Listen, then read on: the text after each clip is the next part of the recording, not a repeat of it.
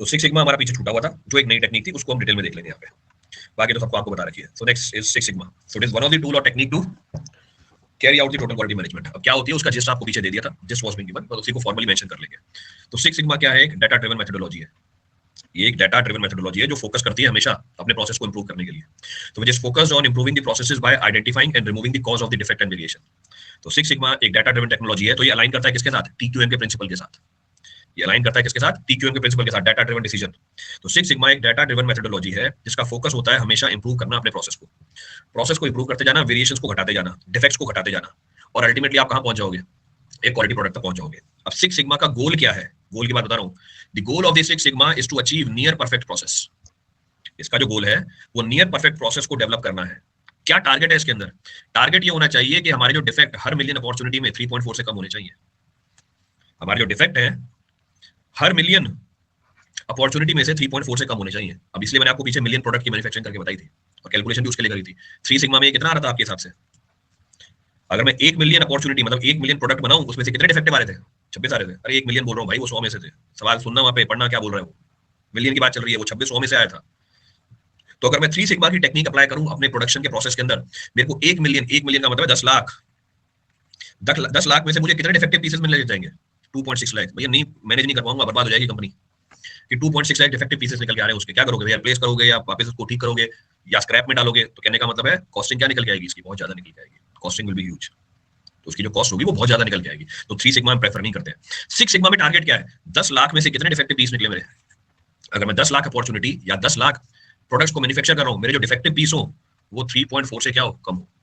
तो near perfect आपने क्या कर लिया? प्रोसेस को डेवलप कर लिया। तो कंटिन्यूअसली आप इसको इंप्रूव करते गए और एक नियर परफेक्ट प्रोसेस को डेवलप कर दिया।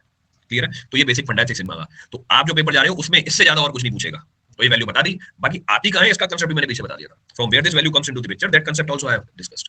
तो एक मेथड है जो फोकस करता है प्रोसेस कंटिन्यूअसली इंप्रूव होता जाए और आपको नियर परफेक्ट प्रोसेस मिल जाए, जिसमें 10 लाख अपॉर्चुनिटी में से जो डिफेक्टिव या डिफेक्ट्स मिले वो 3.4 से भी क्या हो? कम हो। Is this practical? तो बहुत सारी कंपनियां काम करती है भाई इसके ऊपर, इससे भी अच्छा रिजल्ट निकाल के दे देती है। पीएससी के भी क्वेश्चन हो जाएंगे, बिल्कुल हो जाएंगे।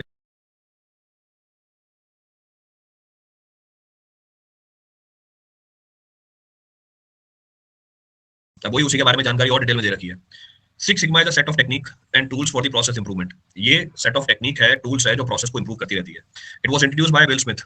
मोटोरोला में काम करता था 1986 के अंदर। पूछेगा आपसे जीएस में, पूछेगा सिक्स सिग्मा किसने इंट्रोड्यूस करी? तो विल स्मिथ ने इंट्रोड्यूस करी थी 1986 में, मोटोरोला में काम करता था। तो इसलिए मोटोरोला अपनी क्वालिटी के लिए जानी जाती है, वहीं पे इन्वेंट हुई थी ये टेक्निक। बाकी है क्या? स्टैटिस्टिकल मॉडल ही है। Six sigma seeks to improve the quality of the output of the process by identifying and removing the cause of the defect. तो सिक्स सिग्मा काम क्या करता है? काम करता है जो भी आपका डिफेक्ट के पीछे का रीजन है उसको ढूंढता है और उसको एलिमिनेट करता है।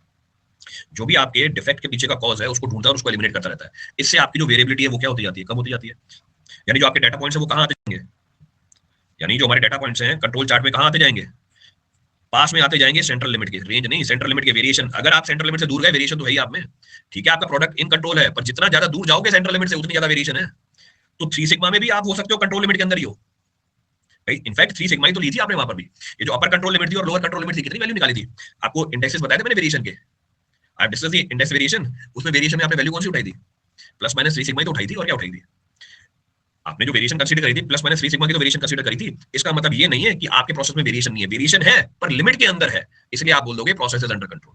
पर यहाँ पे सिक्स सिग्मा का एम क्या है? वेरिएशन को हटाई देना है। तो आपके सारे डाटा पॉइंट किसके पास क्लस्टर हो जाएंगे? सेंट्रल लिमिट के पास क्लस्टर हो जाएंगे। ये इसका एम है कि भैया वेरिएशन के रीजन को ढूंढो, उसको एलिमिनेट करो, हर बार सेम प्रोडक्ट निकल के आनी चाहिए, प्रोसेस में वेरिएशन ही नहीं होनी चाहिए। नेक्स्ट पॉइंट क्या बोल रहा है? Each six sigma project is carried out within an organization follows a defined sequence of steps and has specific value target. हर बार एक स्पेसिफिक सीक्वेंस ऑफ स्टेप होगी और हर बार एक स्पेसिफिक टारगेट वैल्यू होगी कि आपको ये अचीव करनी है। सिक्स सिग्मा का फायदा क्या होगा? आपकी प्रोसेस का साइकिल टाइम रिड्यूस कर देगा, आपकी कॉस्ट रिड्यूस कर देगा, कस्टमर सेटिस्फेक्शन इंप्रूव कर देगा और प्रॉफिट इंप्रूव कर देगा। तो एक बेसिक जानकारी दी आपको सिक्स सिग्मा की। Basic information regarding six sigma is given to you.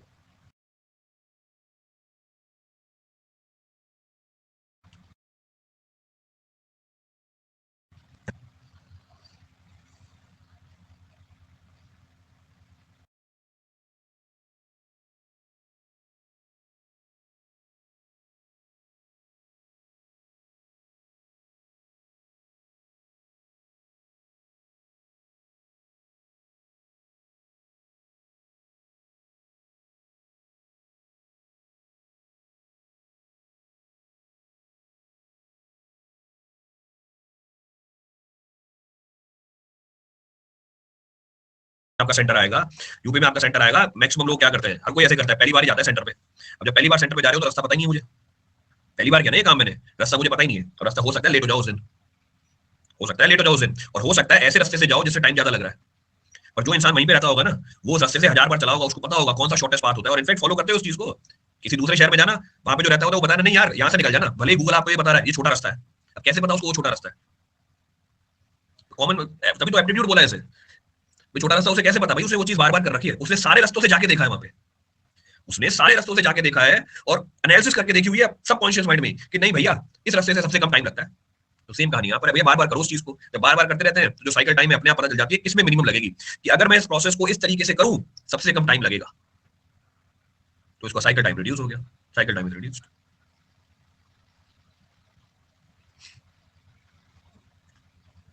चले आगे। तो ये तो हमारे बेसिक कंसेप्ट है सिक्स सिग्मा के। आगे बढ़ते हैं, नेक्स्ट पॉइंट बोल रहा है a six sigma process is one in which, देखो 99.9996% of all the opportunities to produce some feature or a part are statistically free of the defect। इसका मतलब क्या हुआ, इसका मतलब ये हुआ, ये टेक्निक है जिसमें 99.99966, अब ये एग्जैक्ट वैल्यू है, आपके जो प्रोडक्ट है वो डिफेक्ट फ्री प्रोड्यूस हो जाएंगे। इसका मतलब म्यू माइनस सिक्स सिग्मा और म्यू प्लस सिक्स सिग्मा के बीच का एरिया कितना होगा, this area will be how much, this area will be 99.99966% of the total, और टोटल एरिया कितना होता है इसका, टोटल एरिया होता है 1, so into 1, तो this area will be how much 0.99999966। अब ये एग्जैक्ट वैल्यू लिखी है, this is the exact value. तो सिक्स सिग्मा वो प्रोसेस है जिसमें आपके नॉन डिफेक्टिव प्रोडक्ट बनने की प्रोबेबिलिटी कितनी होती है 99.9966, थ्री सिग्मा में कितनी होती है 99.97। ये चीज, तो अगर मैं इसको कैलकुलेट करूं, जैसे एग्जांपल 1 मिलियन के लिए निकाल रहे हो ना आप, यानी कितने डिफेक्ट आए पर मिलियन, वो पीछे कहां से वैल्यू आई थी 3.4 की, वो यहीं से आई थी 1 मिलियन के लिए, 100 के लिए निकाल लो 1 मिलियन के लिए निकल के आ जाएगी। तो अगर मुझे 100 के लिए निकालना होगा क्या करूंगा मैं, 0.999966 रेज़ टू द पावर 100, ये 100 के लिए कैलकुलेशन निकल के आ जाएगी, दिस विल कम आउट 400। वैसे मिलियन के लिए कैलकुलेट करोगे कितना निकल के आएगा 3.4, तो ये वैल्यू उठा के पूछ लेता है भैया सिक्स सिग्मा में कितने डिफेक्ट आएंगे पर मिलियन अपॉर्चुनिटी, ये हमारी डिफेक्ट रेट बन जाती है, this is the defect rate. Next क्या है, for six sigma projects there is a clear focus on achieving the measurable and quantifiable financial return, सारा फोकस होता है भैया मेरा फायदा कितना होगा इसके अंदर, and there is emphasis on strong and passionate management leadership and support. क्यों, क्योंकि इसको अचीव करने में भैया टाइम बहुत लगेगा, बहुत टाइम लगेगा, बहुत पैसा खर्च होगा इसके अंदर, तो ये हमने चैलेंज भी लिखा था टीक्यूएम का, huge investment will be required, huge time will be required in order to achieve this, so take proper care of this। next ISO, ये भी पूछ सकता है आपसे, जीएस का पार्ट है, so ISO 13053 2011 and ISO 18404 and 2015 deal with Six Sigma process, दोनों ISO ध्यान रखने हैं आपको, ये दोनों ISO बताते हैं किसके बारे में, टीक्यूएम का ISO क्या है, टीक्यूएम का ISO पीछे बताया तो था 9000 की सीरीज, 9001 क्वालिटी मैनेजमेंट का, नहीं तो कल ही तो करके आया भाई पूरा chapter. So these two ISOs deals with what, ये दोनों ISO डील करता है किसके साथ, सिक्स सिग्मा के प्रोसेस के साथ, ये तो बता ही दिया आपको।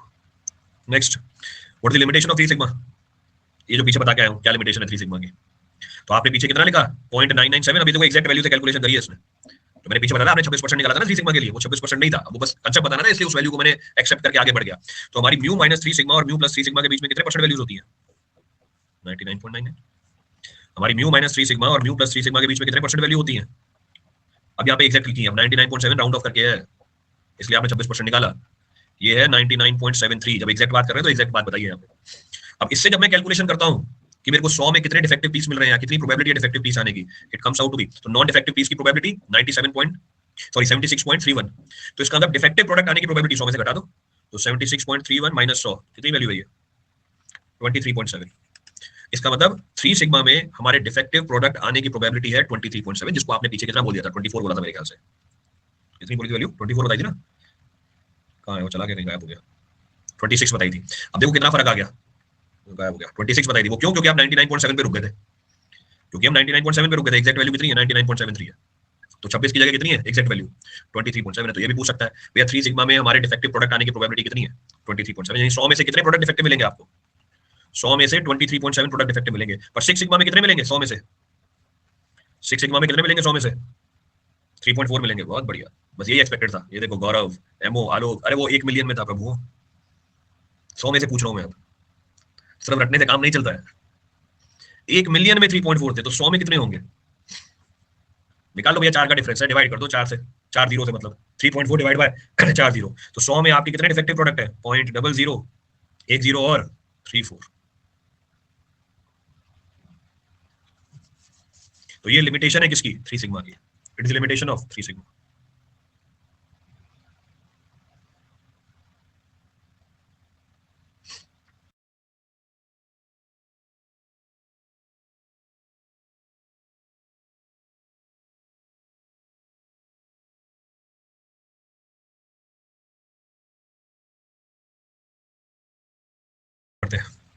Next point. Next point says what? Next point says that under Six Sigma quality, the probability that any specific unit of hypothetical product above a non-defective is this much. वही जो पीछे वाली वैल्यू बताई है. और 0.002 parts per million of the part, a much better situation. तो पीछे कितनी आ रही थी निकल के 1 मिलियन के अंदर? 3 सिग्मा क्वालिटी में आपके डिफेक्टिव पीस कितने निकल के आ रहे थे? 23.7. यहाँ पर कितना आ रहा है? 0.002 दिया. एक ना परसेंटेज चेंज कर दिया यहाँ पे. परसेंटेज चेंज से मत उठा देना कि 3.4 कैसे निकल के आ गई और यहाँ पे 0.002 कैसे निकल के आ गई. हमारा 0.34 ज्यादा डिफेक्टिव पीस है या 0.002 ज्यादा डिफेक्टिव पीस है पर मिलियन में? 1 मिलियन के लिए बताइए वैल्यू. तो 1 मिलियन में ज्यादा डिफेक्टिव पीस कब निकल के आए? तो इसको मैं बोल सकता हूँ 3.2, इसमें हम बोल सकते हैं 2. तो 3.2 और 2 ये चलेगी वैल्यू. मल्टीप्लाई करना पड़ेगा 10⁴ से, तो 20 है ये, 2 नहीं है. तो 100 में से कितने? 0.00034. यहाँ पे 100 में से 0.002, एक फैक्टर चेंज करने से. 1 मिलियन में यहाँ पे 3.4, 1 मिलियन में यहाँ पे 20. तो अगर आप एक फैक्टर को भी राउंड ऑफ कर देते हो, क्योंकि पावर कितनी लगा रखी है आपने? 100 की लगा रखी है, जो लास्ट में रिजल्ट आता है वो बहुत ज्यादा वेरी कर जाता है. समझने के लिए 3 सिग्मा 99.7 लिया था, आपका रिजल्ट आ रहा था डिफेक्टिव प्रोबेबिलिटी का 26%. बस मैंने कितनी वैल्यू जोड़ दी इसमें? 99.73, 0.03 जोड़ दिया. 0.03 जोड़ा और रेज़ टू द पावर 100 का फैक्टर लगाया, ये वैल्यू बदल के कितनी हो गई? 23.7. 23.7, हाँ 23 ले सकते हो, डजंट मैटर. मार्क क्या करोगे वो डिपेंड करेगा ऑप्शन के ऊपर. It depends upon the option. तो 6 सिग्मा टेक्निक प्रोसेस को कंटीन्यूअसली इंप्रूव करती रहेगी इस तरीके से कि आपके डेविएशन क्या होते जाए? कम होते जाए. इतने कम डेविएशन हो जाए कि आपको जो डिफेक्टिव पीस है उसको मिलने की प्रोबेबिलिटी 1 मिलियन में कितनी हो? 3.4. अभी 3.4 का फैक्टर कैसे निकल के आया उसका टेक्निकल रीजन पीछे बता दिया. It is based on the concept of probability. वो प्रोबेबिलिटी के कांसेप्ट के ऊपर बेस्ड है. फिर से वही बना के दे दिया आपको. अच्छा तो मैंने बना दिया पीछे ये 6 सिग्मा. अब आप सबका अलग अलग एरिया लिख सकते हो. You can write the area of all the ranges. जितनी भी रेंज है उसका एरिया मेंशन कर सकते हैं. इसका एरिया कितना है? 68%. तो हो सकता है यही पूछ ले भाई, क्योंकि प्रोजेक्ट मैनेजमेंट भी तो आपके सिलेबस का पार्ट है. Project management is also the part of your syllabus. 3 sigma में कितनी है? This area is how much? अगर ये एरिया कंसीडर करोगे, अब ये एरिया निकल के आएगा 99.73%. फिर अगर आप 6 सिग्मा वाला एरिया कंसीडर करोगे, ये है 6 सिग्मा वाला एरिया, तो 6 सिग्मा वाला एरिया कंसीडर करोगे, ये एरिया है हमारा 99.996. एक और 6 से आगे, वन मोर 6 इज देयर. तो ये एरिया भी पूछ सकता है आपसे. This area can also be asked. हम नॉर्मल केसेस में यहाँ पे आके रुक जाते हैं, क्योंकि यहाँ तक जाने में भैया कॉस्ट बहुत ज्यादा लगेगी. Huge cost will be involved. और 6 सिग्मा का ये नहीं है भैया क्वालिटी इंश्योर करनी है आपको, तो कॉस्ट तो इंश्योर करनी पड़ेगी. You have to ensure the cost. So this is the basic funda of 6 sigma. ये बेसिक फंडामेंटल है 6 सिग्मा का. नेक्स्ट ये निकाल के दे दिया आपको. जो स्पेसिफिकेशन लिमिट है ये आगे 1 सिग्मा हमने लिखी देखो 68, एक्चुअल में कितनी है? 68.27. तो फिर से वेरिएशन आएगी. उसी तरीके से 6 सिग्मा में भी लिखी हुई है. तो the same lines it is written in 6 sigma also. तो ये आपको टेबल बना के दे दिया. This table is given to you. Directly आप यहां से वैल्यूज उठा सकते हो. Directly you can read the values from there. अब अगली बात करते हैं. अगली बात है भैया कौन सा मेथड यूज होता है 6 सिग्मा के अंदर? 2 मेथड पीछे मेंशन किए थे. अब इन दोनों मेथड्स का मतलब निकालना है. एक है हमारा डिमैक, एक है हमारा डीएमए-डीवी मेथड. अब ये डिमैक तो मैंने ऊपर पढ़ के दे दिया, ये एब्रिविएशन है. आपको पढ़ना है डीएमएआईसी, डीएमएडीवी. इसमें हर एक अल्फाबेट का मतलब है. इसमें हर एक अल्फाबेट का मतलब है और वो मतलब पूछेगा आपसे कि भैया इस अल्फाबेट का मतलब बताओ. तो 6 सिग्मा प्रोजेक्ट में हमारे पास 2 मेथड्स होते हैं. There are 2 methods involved. 2 methods क्या इन्वॉल्वड है? DMAIC and DMADV. अब ये डीएमएआईसी में और डीएमएडीवी में हर एक अल्फाबेट का मतलब क्या होता है वो उठाते हैं.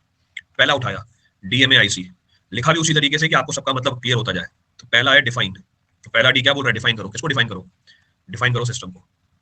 Define the system. जो भी आपका सिस्टम है उसको डिफाइन कर लो कि भैया हमें ये काम करना है. This is the work which is to be carried out. तो define the system, the voice of the customer, their requirement and the project goals. इन सबको लिख लो कि भैया ये हमारे गोल्स हैं, ये हमारे कस्टमर की रिक्वायरमेंट है, ये हमारा सिस्टम है स्पेसिफिकली. तो 6 सिग्मा में पहली जो मेथोडोलॉजी है उसमें जो डी का मतलब है define the system, your customer requirement and the project goal. M का मतलब है मेजर. मेजर मतलब जो भी प्रोसेस आप अडॉप्ट कर रहे हो उसमें जो रेलेवेंट डाटा है उसको मेजर करते जाओ. Keep on measuring the relevant data in your particular process. Instantly वहीं पर ही डाटा मेजर करो. इसका मतलब डाटा कलेक्शन. तो एम का मतलब है measurement. So measure the key aspect of the current process, collect the relevant data, calculate as is process capability. जो भी आपके प्रोसेस की कैपेबिलिटी है वैसी की वैसी मेजर कर लो. जरा मुझे बताओ कि प्रोसेस कैपेबिलिटी मेजर करने के कौन कौन से टूल्स हैं? इसको ऊपर करके लिखूंगा मैं भी. प्रोसेस की कैपेबिलिटी मेजर करने के कौन कौन से टूल्स हैं हमारे पास?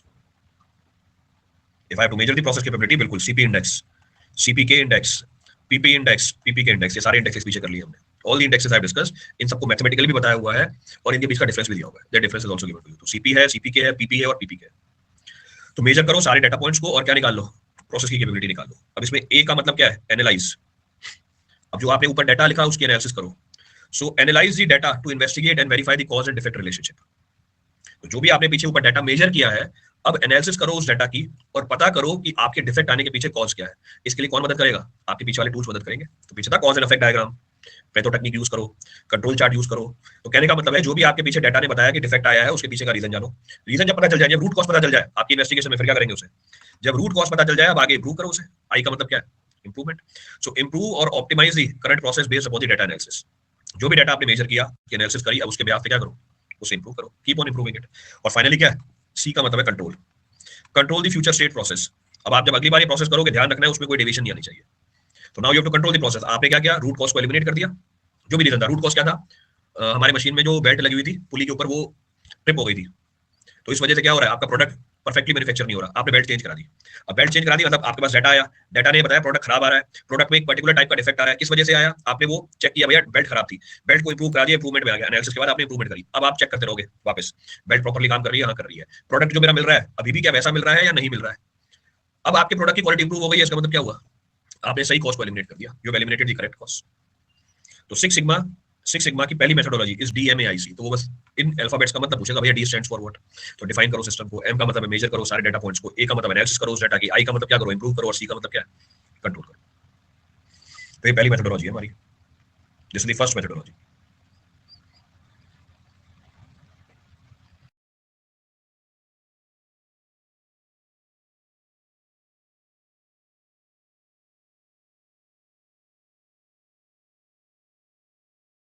दूसरा है हमारा डीएमए डीवी, तो डब्बा बना ले इसके ऊपर, चलो गोला बनाया हुआ है।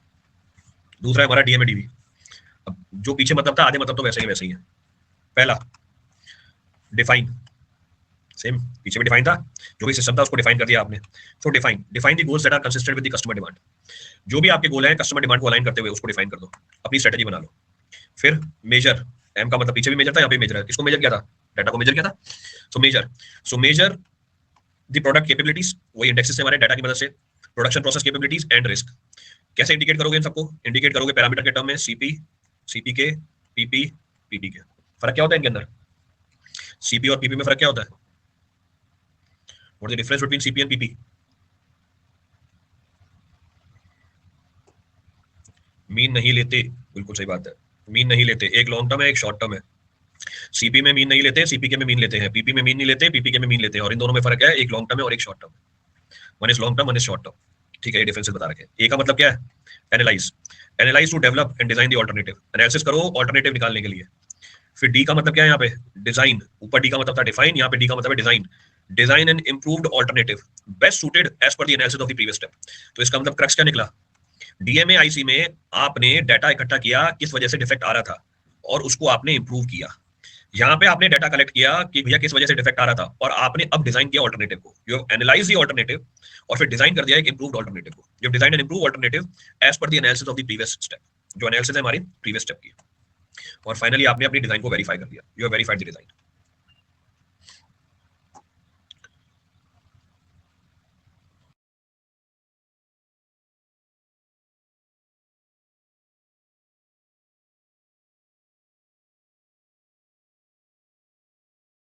पूछेगा अल्फाबेट का कि डीएमए डीवी टेक्निक के अंदर भैया एम क्या है, चार ऑप्शन लिखे होंगे नीचे और चारों एम से स्टार्ट होते होंगे, और अगर आपकी किस्मत अच्छी होगी एक ही एम से स्टार्ट करेगा, बाकी दूसरे डाल देगा, फिर तो सोचना ही नहीं है। और अगर चारों एम से स्टार्ट कर दिए तो एम यहाँ पे स्टैंड करता है मेजर को, ये आपको ध्यान रखना है, you have to measure what, the process capabilities. तो there are two techniques of six sigma, एक डीएमए आईसी और एक डीएमए डीवी है।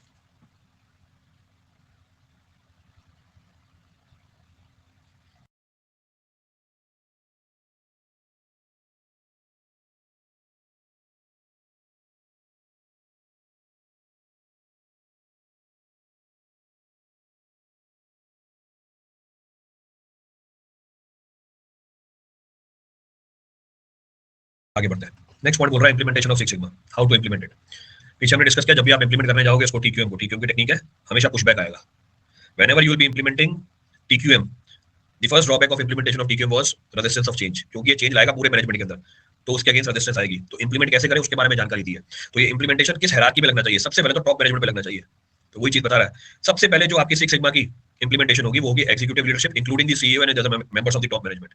आपका सीईओ, जो भी मेंबर्स है टॉप मैनेजमेंट के, और जो भी एग्जीक्यूटिव लीडरशिप है, एग्जीक्यूटिव लीडरशिप आपने नाम सुने होंगे, आज के टाइम पे बड़े प्रेवलेंट है, सीएक्सओ, सीएफओ, सीएमओ, सीआरओ, ये सारे नाम लेंगे, सारे एग्जीक्यूटिव लीडरशिप होती है। सीटीओ, सीओओ, तो इन सब जगहों पे क्या लगना चाहिए, सबसे पहले सिक्स सिग्मा लगना चाहिए। इनको ठीक कराओ, ये ठीक हुए बाकी सारे अपने आप ठीक हो जाएंगे नीचे। तो मैंने आपको कुछ टेक्निकल दिए, ये सारे एग्जीक्यूटिव लीडरशिप होती है, टॉप मैनेजमेंट होती है।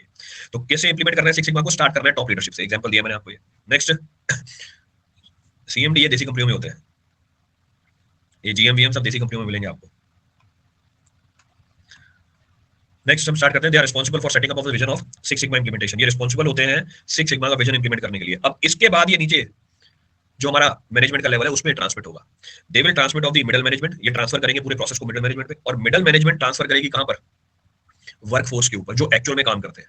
यानी जो एक्चुअल में, अब जब एक्चुअल का काम है इसका मतलब जो एक्चुअल में फील्ड में काम करते हैं। फील्ड का मतलब यहाँ पे रियल टर्म में फील्ड नहीं है, फील्ड का मतलब है जो काम को इंप्लीमेंट करते हैं, हु इंप्लीमेंट्स द टास्क। तो लास्ट में आपने बोला आपका आपका काम है प्रोजेक्ट की मैन्युफैक्चरिंग करना, तो प्रोडक्ट को मैन्युफैक्चर कर रहे हो, मैन्युफैक्चरिंग में जो लेथ मशीन के ऊपर बैठा हुआ है मैन्युफैक्चरिंग करने के लिए, फाइनली वहां तक ये बात पहुंचनी चाहिए, वहां तक इंप्लीमेंट होना चाहिए। तो स्टार्ट हुआ टॉप मैनेजमेंट लेवल से, फिर आए मिडिल मैनेजमेंट पे, और फाइनली कहां गए, वर्कफोर्स पे गए। फाइनली कहां गए, वर्कफोर्स पे गए। और यही इसने बोला है आगे कि आपको ये ट्रांसेंड करना है। ट्रांसेंड करने का मतलब नीचे ट्रांसमिट करना है। So they also empower the other role holders with the freedom and resources to explore new ideas for the breakthrough improvements by transcending the departmental barrier and overcoming the inherent resistance to the change. तो जो भी आपकी inherent resistance है against the change, उसको overcome करो, resource provide करो, और finally जो नीचे वर्कफोर्स है उससे क्वालिटी प्रोडक्ट मैन्युफैक्चर करने के लिए बात करो कि भैया ये तो हमें चाहिए ही चाहिए। तो implementation of six sigma is a very difficult task. तो जितनी भी बड़ी कंपनियां वो शुरू से ध्यान देती हैं इनके ऊपर। जितनी भी छोटी कंपनियां हैं उनमें आपको ये चीज नहीं मिलेगी। क्यों? क्योंकि बहुत सारी मैन पावर की रिक्वायरमेंट है, बहुत सारे रिसोर्सेज की रिक्वायरमेंट है। An number of resources are required for the implementation. Cost तो है, रिसोर्स में आ जाता है। कॉस्ट जब हम बोलते हैं, cost, time, money, manpower, machine, material, ये सारे रिसोर्सेज होते हैं। All these are the resources. तो कॉस्ट, मनी एक ही चीज हो गई है। तो all these are technically termed as what, resources. तो कहने का मतलब है सिक्स सिग्मा को इंप्लीमेंट करने में बहुत ज्यादा रिसोर्सेज की रिक्वायरमेंट होती है, ह्यूज रिसोर्सेज आर रिक्वायर्ड। तो हमेशा रेजिस्टेंस आएगा, there will always be resistance. Next point हम बात कर रहे हैं की tools and techniques in six sigma. पीछे बता दिया, बस दोबारा मेंशन कर दिया है। तो अब सारी टूल्स और टेक्निक्स आ गई सिक्स सिग्मा की। तो पीछे all the tools and techniques I discuss, I simply mention it. अब क्या क्या टूल्स और टेक्निक्स है, सिक्स सिग्मा की बात चल रही है। पीछे हमने बात करी थी टीक्यूएम की। टीक्यूएम के एक टूल है हमारा सिक्स सिग्मा। सिक्स सिग्मा को करने के लिए कौन से टूल्स हैं, तो आपको सॉरी कुछ चीजें ओवरलैप करते हुए मिल जाएंगी। तो हमने स्टार्ट किया था टीक्यूएम से। टीक्यूएम का टूल है हमारा सिक्स सिग्मा। अब सिक्स सिग्मा को इंप्लीमेंट करने के लिए कौन से टूल्स लग रहे हैं, तो कुछ चीजें हम डायरेक्टली यहीं से उठा लेंगे। जैसे पहला टूल तो बता ही दिया था, DMA technology, we have discuss this. हर एक वर्ड को डिफाइन भी कर दिया था पीछे। इसके साथ डीएमए डीवी भी है, उसको भी इंप्लीमेंट कर सकते हो। नेक्स्ट टूल क्या है, एसपीसी। डिटेल में हमने चैप्टर किया इसके ऊपर पूरा।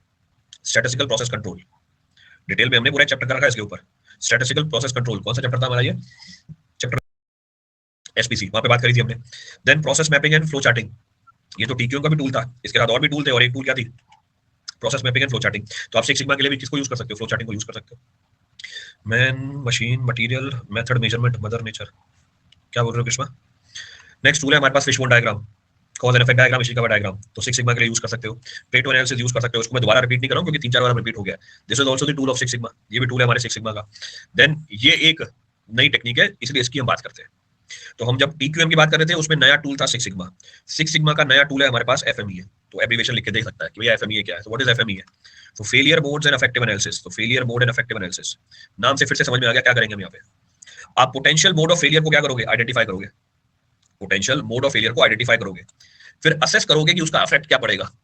फिर आप असेस करोगे उसका इफेक्ट क्या पड़ेगा, कि अगर ये फेलियर होगा what will be the impact of this, और फाइनली आप उसकी इंप्रूवमेंट करोगे, then you will be improving it. तो failure mode and effect analysis में हम क्या करते हैं, what we do, it is used to identify the potential failure modes in the process, assess the severity, severity मतलब risk, risk कितना, ये रंजीत ने बताया, बिल्कुल सही बात है। likelihood and detectability of each failure, thereby it helps in prioritizing the improvement on the risk that pose the risk on the process। तो जब आपने रिस्क को आइडेंटिफाई कर लिया, ये हमारी हेल्प करेगा कि मैं किस रिस्क को पहले एलिमिनेट करूं, किस रिस्क को पहले एलिमिनेट करें।